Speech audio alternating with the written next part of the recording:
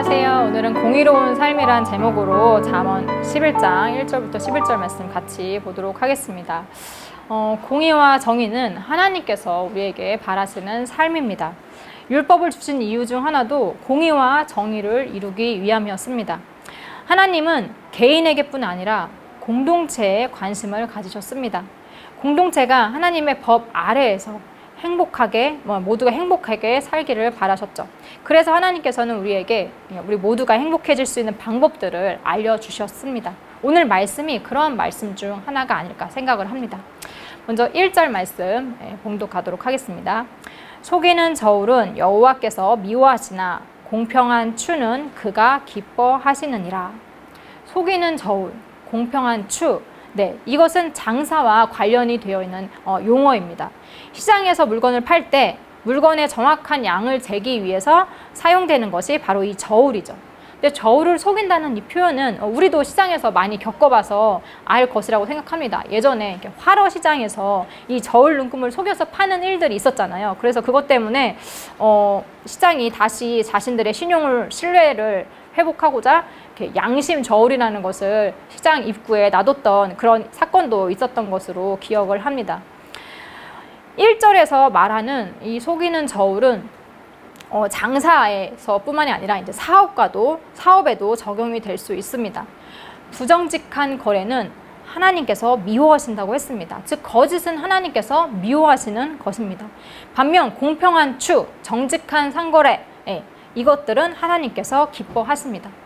우리 사회에서 만약에 신뢰가 사라진다면, 어떤 것도 믿고 사기 힘든 세상이 된다면 결코 평안한 삶은 아닐 것입니다. 서로 믿을 수 없어서 의심하고 불안해할 것입니다. 언제든 사기를 당할 수 있다는 생각을 가지고 산다고 상상을 한번 해보세요.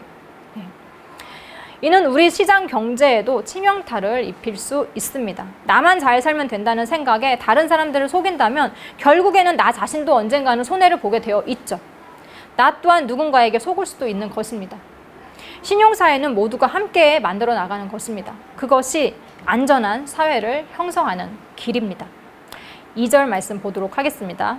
교만이 오면 욕도 오거니와 겸손한 자에게는 지혜가 있느니라. 교만한 자들은 자신이 남들보다 우위에 있다고 생각을 합니다. 그래서 자신이 다른 사람들에게 칭송받아 마땅한 사람이라고 스스로 여기는 거죠. 하지만 2절에서 보시면 교만이 오면 욕도 온다고 했습니다. 즉 교만은 칭찬을 불러오는 것이 아니라 수치를 부른다는 것이죠. 교만은 사람을 영광스러운 자리가 아닌 수치스러운 자리로 안내합니다. 반면 겸손한 자는 지혜가 있다고 했습니다. 이 말씀을 통해서 겸손과 지혜가 밀접한 연관성을 지니고 있음을 우리는 알 수 있습니다.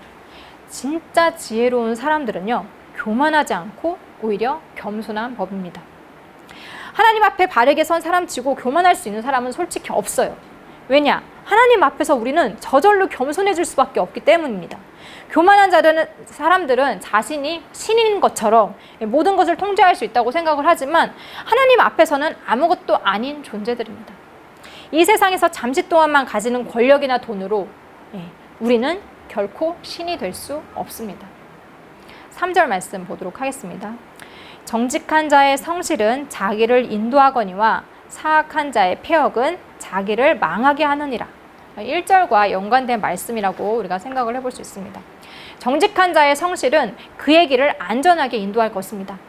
정직한 사람의 특징 중 하나가 바로 성실이죠. 그들은 남을 속이지도 또 자기 자신을 속이지도 않습니다. 묵묵히 자신이 맡은 일에 최선을 다할 뿐이죠. 그렇기 때문에 자신이 한 행동이나 일에 있어서 부끄러운 것이나 숨길 것이 전혀 없습니다. 그들은 떳떳하게 자신의 인생을 살아갈 수 있습니다. 하지만 사악한 자의 패역은 스스로를 망하게 한다고 했습니다. 이 사악한 자의 특징이 뭐죠? 신이 없는 불성실한 행동을 하는 것입니다. 악한 사람들은 신뢰할 수 없도록 처신을 합니다.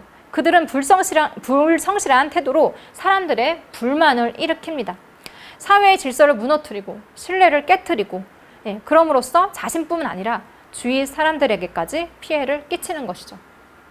그런데 안타깝게도 직장 내에도 심지어는 교회 내에서도 어떤 사람들은 물론 성실하게 살고 있지만 어떤 사람들은 불성실하게 일을 할 것입니다. 당장에는 그 행동에 티가 나지 않겠지만 결국엔 다 들통나고 맙니다. 다시 한번 말씀드리지만 불성실은 악한 행동이고 이는 스스로를 망하게 하는 길입니다. 4절 말씀 봉독하도록 하겠습니다. 재물은 진노하신 날에 무익하나 공의는 죽음에서 건지느니라. 속이는 재물로 아무리 많은 돈을 벌어도 재물은 진노의 날에 그를 살리지 못한다고 했습니다. 진노의 날 많은 재물은 아무짝에도 쓸모가 없다는 것이죠. 이 진노의 날은 아마도 심판의 날, 마지막 날일 것입니다. 그리고 그 마지막 날은 개인의 죽음을 의미할 수 있죠. 아무리 많은 재물을 가진 사람도 죽음 앞에서는 별다른 방법이 없습니다. 재물을 많이 모아서 그것을 통해서 자신의 삶을 구원하려는 생각은 어리석은 일이죠.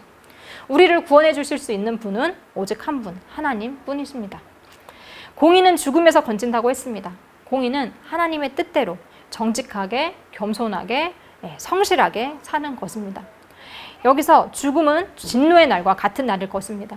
하나님의 뜻 가운데 사는 자는 고난의 때에 하나님의 도우심을 간구할 수 있습니다. 그리고 죽을 수밖에 없는 그 상황 속에서 생명으로 인도함을 받을 것입니다. 우리는 이 말씀을 신약의 말씀을 통해서 더 확실하게 이해할 수 있습니다. 예수 그리스도는 예수님을 구주로 인정하고 믿는 자들을 사망 권세에서 구원하시어 영원한 생명을 주십니다. 믿으십니까? 네, 아멘. 5절 말씀 보도록 하겠습니다. 완전한 자의 공의는 자기의 길을 곧게 하려니와 악한 자는 자기의 악으로 말미암아 넘어지리라. 완전한 자와 악한 자, 그들의 결과는 그들의 행위 때문임을 이 말씀을 통해서 우리는 알 수 있습니다. 완전한 자는 공의로 자신의 길을 곧게 갈 수 있습니다. 장애물이나 막히는 것이 아무것도 없다는 것이죠. 의를 행하는 사람은 흠없는 완전한 자입니다. 이 삶은 누가 대신 살아줄 수 있는 것이 아닙니다. 내 의가 내 자녀의 의가 되는 것이 아니죠. 또 내 아버지의 의가, 내 어머니의 의가 나의 의가 되는 것이 아닙니다. 나의 공의는 나의 길만을 곧게 한다는 것을 아셔야 합니다. 그리고 악한 자는 자신의 악함으로 인해서 넘어진다고 했습니다. 악인들은 자신이 죄를 지어놓고도 자신이 악행을 행한 이유를 다른 사람의 탓으로 넘기곤 합니다. 심지어 하나님 탓을 하기도 하죠. 하지만 악한 자는 자기의 악으로 말미암아 넘어진 것입니다. 누구도 그를 넘어지라고 밀지 않았어요. 공의도 악행도 본인의 선택인 것입니다. 자, 6절, 이 6절 말씀은 5절과 비슷한 맥락의 말씀입니다. 6절 말씀 보도록 하겠습니다. 정직한 자의 공의는 자신을 건지려니와 사악한 자는 자기의 악에 잡히리라. 5절에선 완전한 자라고 했는데 이 6절에서는 이제 정직한 자라고 말을 하고 있습니다. 즉 공의는 흠없고 정직한 것입니다. 정직은 자기 자신을 욕심으로부터 악의 구렁텅이로부터 스스로 건질 수 있다고 했습니다. 정직을 추구하는 사람은 욕심에 사로잡히지 않아요. 그저 주어진 것들에 감사하고 성실하게 자신의 것을 세워나갈 뿐입니다. 욕심 때문에 다른 사람의 것을 탐하지도 않고 또 그것을 가지지 못했다고 해서 괴로워하지도 않습니다. 하지만 사악한 자는 자기의 악에, 자신의 욕심에 사로잡히고 맙니다. 욕심에 사로잡힌 사람들은 그 욕심 구덩이에서 쉽게 빠져나오지 못해요. 어떻게 해서든지 가지려고 하기 때문이죠. 그것밖에 보이지 않기 때문입니다. 그것이 정말 그 사람의 인생이 중요한지 아닌지는 상관하지 않습니다. 그저 갖고 싶은 욕망에 사로잡혀서 앞뒤 분간하지 않고 악을 행하기도 합니다. 정직한 자의 의로움만이 그 욕심에서 스스로를 구원할 수 있습니다. 7절 말씀. 악인은 죽을 때에 그 소망이 끊어지나니 불의의 소망이 없어지느니라. 악인에게도 소망은 있겠죠. 하지만 그 소망은 그가 죽을 때 사라진다고 했습니다. 그리스도인으로서 우리는 이 소망이 천국의 소망임을 추측할 수 있습니다. 악인은 비록 이 세상에서 부와 권력을 누리면서 잘 살지는 몰라도 그가 죽은 후엔 그가 바라던 것들을 아무것도 이룰 수 없는 것이죠. 의롭지 않은 자의 소망은 없어지고 맙니다. 8절 말씀. 의인은 환난에서 구원을 얻으나 악인은 자기의 길로 가느니라. 환난이 왔을 때 의인은 구원을 얻을 수 있지만 악인은 자기의 길, 즉 멸망의 길로 간다고 했습니다. 우리는 모두 자기의 길을 걷기를 원합니다. 이는 자기가 원하는 길이며 자기의 삶의 방식입니다. 자기 뜻대로, 자기 생각대로, 자기 마음대로 이렇게 살고 싶어서 많은 것들을 얻으려고 애씁니다. 열심히 공부를 하고 좋은 성적을 내고 명문 대학 들어가서 대기업에 입사하고 이렇게 열심히 성공하고자 하는 의도가 결국은 남의 눈치 보지 않고 자기 마음대로 자기의 길을 가고 싶어서인 것이죠. 내가 살고 싶은 집, 내가 타고 싶은 차, 내가 살고 싶은 방식, 그 중심에는 모두 내가 있습니다. 그러나 우리는 내 중심에서 살면 안 됨을 압니다. 하나님 중심으로 살아야 합니다. 하나님 뜻대로, 하나님 말씀대로, 하나님 계획대로 살아야 하는 거죠. 그런데 그게 너무 어렵죠. 그래서 그게 너무 어려워서 다들 하나님의 말씀을 제대로 마주하려 하지 않습니다. 9절 말씀. 악인은 입으로 그의 이웃을 망하게 하여도 의인은 그의 지식으로 말미암아 구원을 얻느니라. 10장에서 나왔던 말씀과 비슷한 말씀이죠. 악인은 그의 입으로 이웃을 망하게 한다고 했습니다. 이웃은 가까이 있는 사람을 얘기하겠죠. 악인은 혼자만 망하면 되는데 그 이웃, 가까이 사는 이들까지 같이 망하게 합니다. 잘못된 사상을 가지고 잘못된 주장을 펼치면서 사람들을 혼돈에 빠지게 합니다. 미련한 말로, 악한 말로 이웃들의 마음을 아프게 하고 또 실족하게 만듭니다. 그리고 결국엔 패망의 길, 죽음의 길로 인도하는 것이죠. 그렇기 때문에 악한 이웃과 멀리하면 좋겠죠. 하지만 우리는 이웃을 마음대로 고를 수가 없죠. 그죠? 언제 어떻게 어떤 이웃을 만날지 알 수가 없습니다. 그렇기 때문에 이 악인의 말에 흔들리지 않는 방법을 찾아야 하는 것이죠. 근데 그것이 바로 지식, 지혜라고 말씀하고 있는 것입니다. 하나님을 아는 지식을 통해서 우리는 악인의 말에 동요하지 않을 수 있고 또 구원을 얻을 수 있습니다. 10절, 11절 말씀 보도록 하겠습니다. 의인이 형통하면 성읍이 즐거워하고 악인이 패망하면 기뻐 외치느니라. 성읍은 정직한 자의 축복으로 인하여 진흥하고 악한 자의 입으로 말미암아 무너지느니라. 의인과 악인의 영향력은 이웃에게만 그치는 것이 아닙니다. 그들의 영향력은 온 성읍, 즉 온 공동체에까지 이른다고 했습니다. 의인의 형통은 공동체의 즐거움이 되고 정직한 자의 축복으로 인해서 공동체는 번영을 이룰 수 있습니다. 반면 악한 자는 그 입으로 공동체를 무너뜨릴 수 있다고 했어요. 의인은 공동체에 선한 영향을 끼치지만 악인은 악한 영향력을 끼치는 것이죠. 의인은 고난 가운데에서도 지혜를 통해서 우리에게 살 길을 알려줄 수 있지만 악인은 죽음의 길로 인도하기 때문입니다. 자, 우리 모두 공의로운 삶을 원합니다. 하지만 불의한 일이 우리의 삶 가운데 계속해서 일어나고 있습니다. 도대체 왜 그런 걸까요? 왜 우리 모두 같이 지혜롭게 같이 잘 살고자 하지 않을까요? 더 플랫폼이라는 영화가 있어요.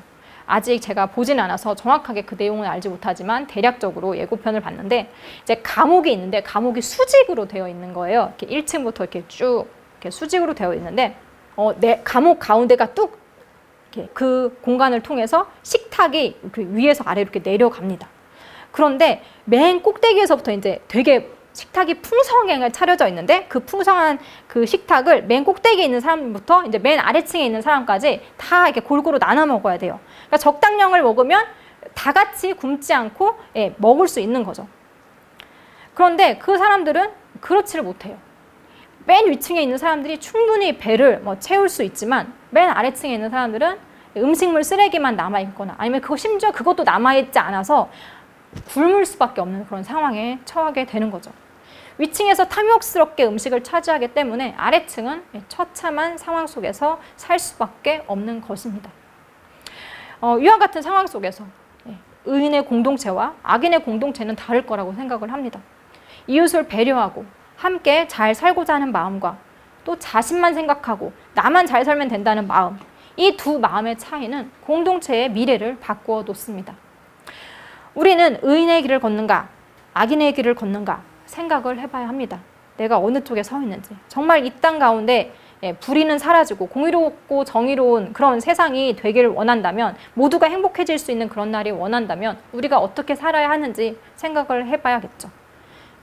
남이 잘 사는 것, 못 사는 것, 그런 것들을 신경 쓸 게 아니에요. 지금은 나부터가 의로운 삶을 살아야겠다는 그런 다짐들이 하나둘 모여야 그런 공의로운 사회가 이 땅 가운데 세워지지 않을까, 그런 날이 오지 않을까 생각을 해봅니다. 그래서 한번 자신을 돌아보시면서 내가 이웃을 얼마나 생각하며 살았는지, 하나님께서 말씀하시는 그 공의를 얼마나 지키며 살았는지 생각해 보셨으면 좋겠습니다.